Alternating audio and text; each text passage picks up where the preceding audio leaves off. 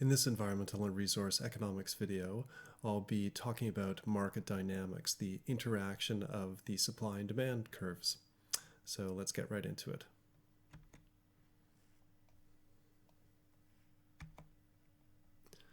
All right, in the previous videos I've talked about the construction of the demand curve in more detail and its origins, but just briefly to review, we plot the demand curve on this graph here with the price on the vertical axis and the quantity on the horizontal axis.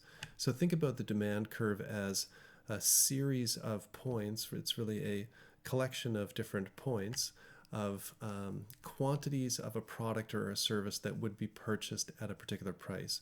So for example, at a price of $20, approximately 8.5 of this product would be purchased, whereas at a price of $10, approximately 20 would be purchased. So you can see right away that the lower the cost, the more quantity demanded. Of course, that makes sense in kind of real life terms. So the demand curve is downward sloping then, and that's due to the underlying principle of diminishing marginal utility, which if you want to check out, that's in a previous video. The supply curve also is plotted on the same diagram, so price on the vertical axis and quantity on the horizontal axis. So the supply curve represents a combination of different quantities. It really illustrates the quantity that a firm would provide or supply into the market for a particular price. So for example, at a price of $20, this market, firms in the market would supply about 12.5 units of this product. At a price of $10, about 9 units would be provided. So the supply curve is upward sloping as opposed to the demand curve, which of course is downward sloping. And so you'll notice that the higher the price, the more quantity will be supplied into the market, which is the reverse of demand. The higher the price, the less will be demanded. So the origins of the supply curve then come from marginal costs and the marginal cost curve, and technically the supply curve is the upward sloping section of the marginal cost curve, really above the average cost. So let's leave it at that and put the two together. So here we have a diagram with an upward sloping supply curve, and recall that they can have different elasticities, which means different slopes, both the supply curve and the demand curve. But here we have an upward sloping supply curve and the demand curve. So points that I want to draw your attention to right away is this intersection. So that intersection represents the equilibrium price and quantity combination where demand exactly equals supply right here. So at this particular price, which looks to be about $16.50, and this quantity, which appears to be about 11.5 units, the market is in equilibrium, and the amount that firms are willing to supply is exactly equal to the amount that consumers demand. So let's look at what happens then if the price, for example, is temporarily above or below that equilibrium price. So let's start with what happens when the price is above the equilibrium price. Well, you can see up here now at a price of $25, let's follow this $25 across to each of the different curves. So there's an excess supply in the market. Why is that? Well, at a price of $25, only 5.5 units of the product are demanded, whereas at the same higher price, approximately 14 units are provided or supplied by the firm. So more supply over here than demand. We have this excess supply, and that will put pressure, downward pressure, on prices as firms have to unload their inventory and so on. That's when we hear of sales and everything. And so that is as the price drops, here as the price drops, then it becomes a movement along the demand curve. Consumers respond to dropping prices by consuming more.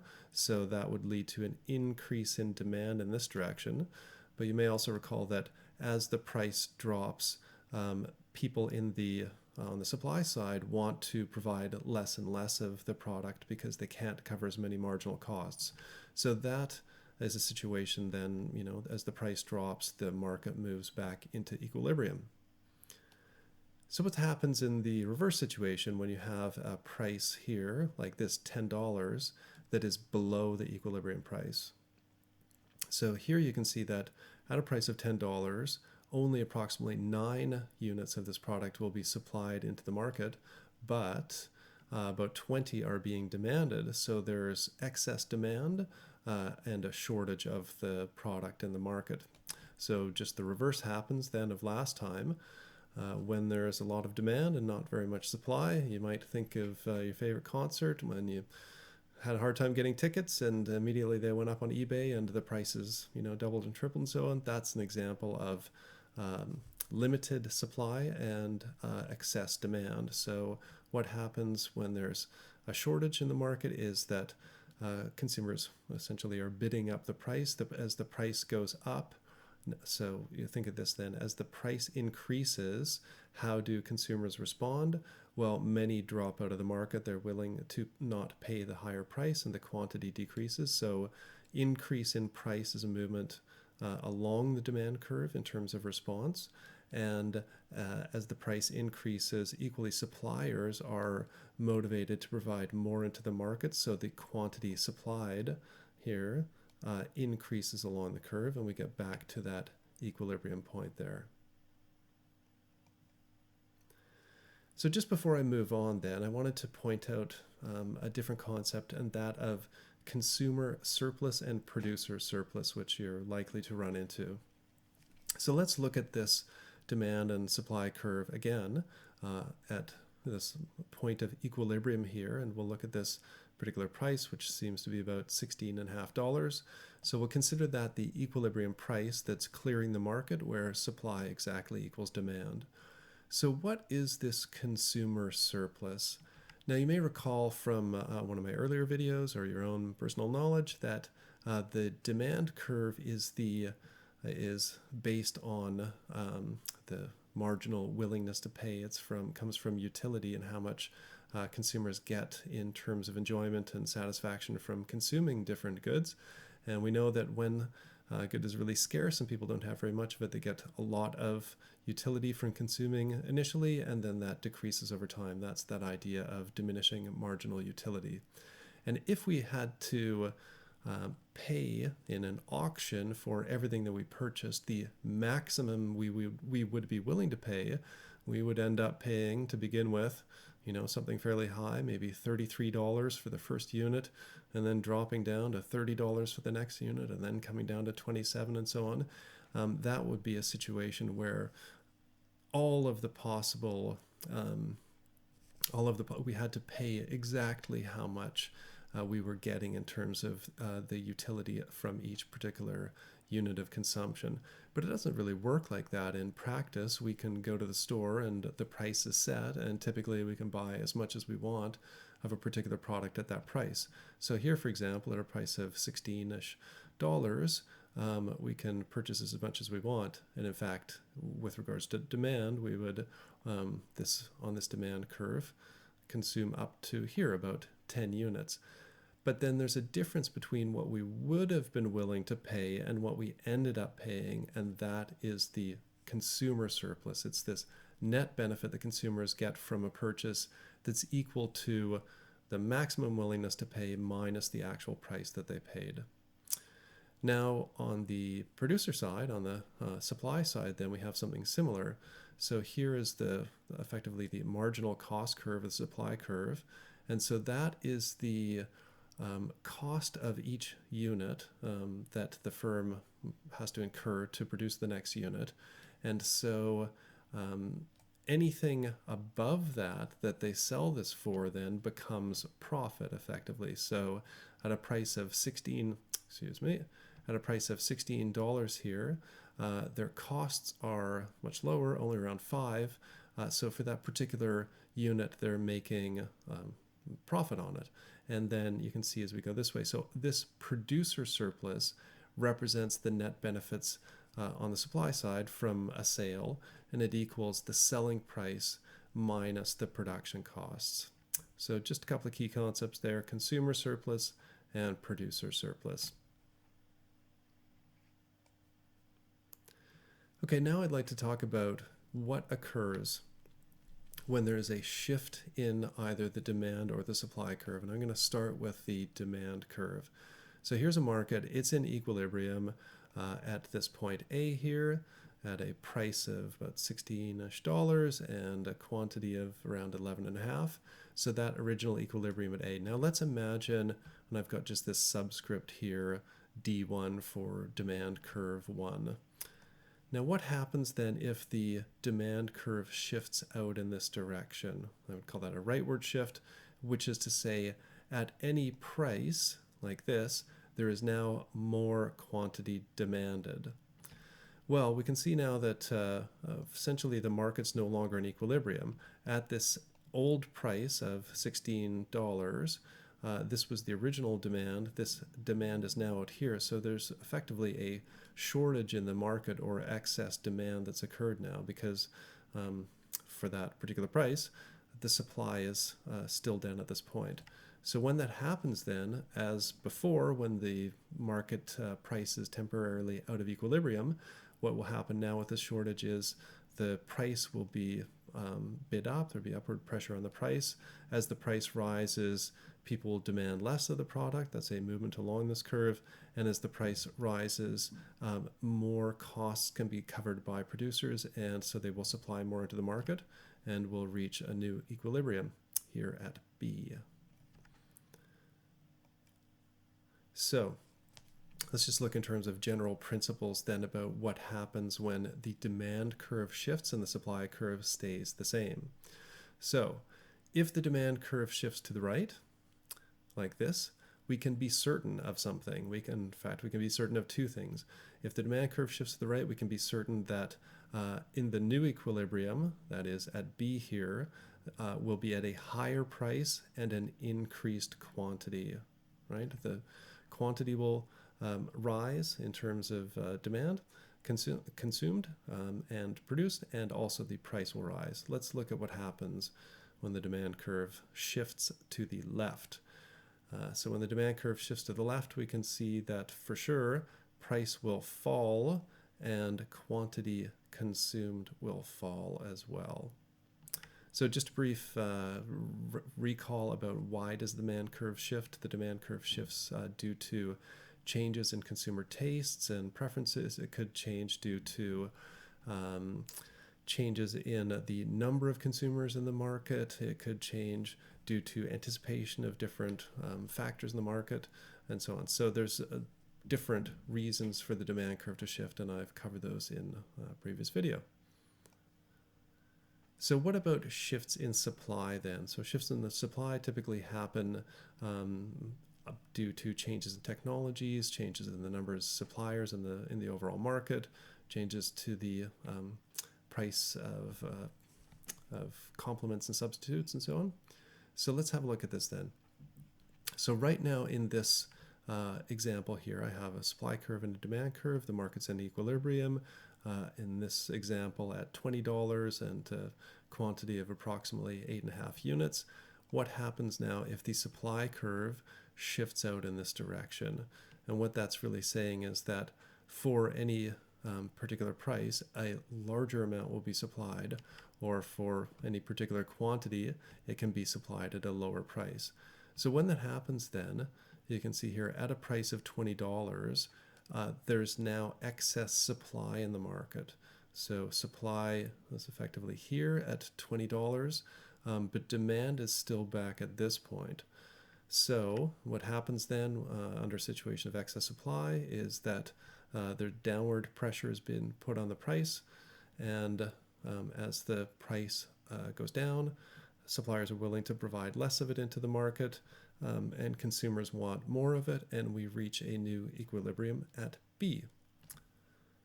So let's look at the general conclusions and what we know then when a supply curve shifts and the demand curve stays the same.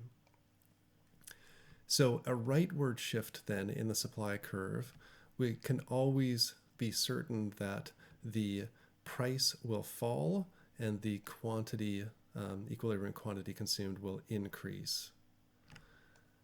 If the supply curve shifts to the left, upward then, we can be certain that the price, equilibrium price will rise and the equilibrium quantity consumed will fall. So those are these somewhat simpler cases of when one curve stays the same, doesn't move, and then the other curve shifts. So in those circumstances, we can have certainty about what the outcome will be. But let's look at a different situation here. What if both curves are shifting at the same time? So in this particular example, I have the demand curve is shifted from D1 to D2. So one possible reason, maybe more consumers in the market, more people interested in purchasing this particular product. And the supply curve has shifted initially maybe to S2 and then later to S3. So perhaps change in technology or lower cost of raw materials and so on. So if we look originally here, the equilibrium is at A on supply curve 1, demand curve 1. When the demand curve shifts and the supply curve shifts here to S2 and D2, you can see the new equilibrium is going to be here at B, and that represents a higher price and a higher quantity, right? But what if the curve, supply curve, keeps shifting all the way over to here? Well, now you can see that it's a even greater quantity is consumed at this equilibrium C, but the price looks to have kind of gone back to where it was, or maybe even possibly be a little bit lower. So this raises really this situation when both curves are shifting. I mean, it's easy for us to see on the diagram and reach some conclusions what's happened, but often if we're just hearing about shifts in demand and supply in a narrative, in a story, in a test, for example, it may not be possible to conclude with certainty what the outcomes are of the new equilibrium. So let's have a look at an example there. So here's an example test question from a newspaper, the Columbia Dispatch. So I'll just read it out to you. Natural gas prices will drop to a 7-year low for Columbia Gas of Ohio customers next month. The company's price will be 52 cents per 100 cubic feet of gas before taxes and fees, down from 68 cents this month. This is the lowest price since October of 2002 when it was 62 cents. We've been on this long stretch of falling, and we don't know how long it will last, said Columbia spokesman Ken Stammen. A typical residential customer can expect an average bill of $24.47 in August, including taxes and fees. The figure is $6.38 lower than in August of last year. And this is really the operative sentence of this entire story and paragraph. The continuing drop in prices reflects decreasing demand due to the economic downturn and increasing supply of natural gas from new sources. So in this whole example test question, where you are asked to determine which of the following is the correct answer, it is really this last statement that we need to pay the most attention to. So let's have a look at that. So we can see then that the drop in prices is due to decreasing demand. So that is a shift in the demand curve due to the economic downturn. So fewer people are employed, people have less money. That's an income effect that is causing the demand curve to shift to the left. An increase in supply of natural gas from new sources means that effectively there's more supply in the market for any particular price, and that is a rightward shift in the supply curve. So let's have a look diagrammatically what that might look like. So here's one possible representation of that. So here you can see I've got demand curve originally at D1, now shifting here to D2 due to the economic downturn, and supply curve shifting from S1 out to S2, reflecting the increase in the supply of new sources. So if this were an accurate representation of these two curves, then you could see that the price will have fallen in this from equilibrium A to equilibrium B, and the quantity consumed will have increased. But hold on a second. What if instead it looked more like this? You can see we don't know for sure because we're just reading about it. We don't have the actual graphs to go by. So I'm just proposing two possible different interpretations. So in this case, the demand has really shifted very far from its original D1 curve to D2. So, a lot of reduction in demand due to that economic downturn, whereas the supply curve has only shifted out a little bit due to this increased supply. Well, what is the outcomes then in terms of the equilibrium, price and quantity? So here you can see this was the original equilibrium A and the new one B. So the price has fallen, but in this case the quantity, equilibrium quantity consumed, has decreased. So that is the reverse of this one here where the quantity increased, although the price also fell. So let's now look at the question here in a little bit more detail for the correct answer. So we might as well just go through them. The supply curve has shifted left. Well, right away we can rule that answer out because we know the supply curve shifted to the right with an increase in the supply. So it's not A. The supply curve has shifted right, so this one is possible. And the demand curve has shifted right. Well, now we know this one's not correct because the demand curve shifted to the left. What about this one? The supply curve shifted to the right, yes, and the demand curve has shifted to the left with a little mysterious semicolon there. And the price of natural gas will fall, but less will be consumed. So that is possible, but there's other possibilities too. And so from our examples of looking through those, we actually can conclude that there's not sufficient information to determine, there is sufficient information to determine the effect on price, but not on quantity. So in both of these two examples, the price came down, right? But in one example, the quantity went up, and in the other possibility, the quantity went down. So that's a kind of perhaps a typical question you might get about shifting demand and supply curves within the same market. Of course, I think in the other video I talked about the effects of changes in the price of one good on complements and substitutes. That's in a different video. But here that's really just the type of thing you have to remember is that when both curves are shifting, unless you can see it on a diagram and know for sure, if you're just reading about it, it may be possible to determine the outcome on price, but not on quantity, or I suppose the reverse. Let's have this now. So in terms of self-review here that you should undertake, draw a demand and supply curve, and you should be familiar with doing those, and you should be able to communicate what is the elasticity of the curve, that's the slope of the curve, and really you should be able to relate this to the conditions in the market. So if the demand is highly elastic, if people have lots of different substitutes for that product and they're willing to quickly, if a small change in the price leads to a very large change in the demand response, we call that elastic. So you should be able to show that by the slope of the curve. And similarly, the supply curve, if it's very steep, for example, that says that even if the price increases by a large amount, the firm can't supply a large, associated large amount into the market because their costs are very steep and very high. Their marginal costs are increasing very rapidly. So be able to communicate the conditions of the market and the kind of nature of each of the demand and supply response in terms of those curves. So what is the equilibrium price and quantity? So we know that is where the supply curve and the demand curve cross. What happens if the price is temporarily above the equilibrium? So think about that. I won't restate all of these. And what happens if the price is temporarily below?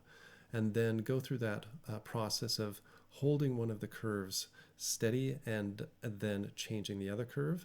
For instance, keep demand the same and then shift the supply curve, and then find out the effects on equilibrium price and quantity of shifts in different directions, and similarly hold the supply curve the same and then shift the demand curve back and forth and find out what happens to the equilibrium price and quantity. And finally, start messing around with shifting both curves and seeing in which circumstances you're able to determine the effect on the equilibrium, price, and quantity. Okay, I hope you found that useful, and look forward to seeing you in another video. Thanks a lot.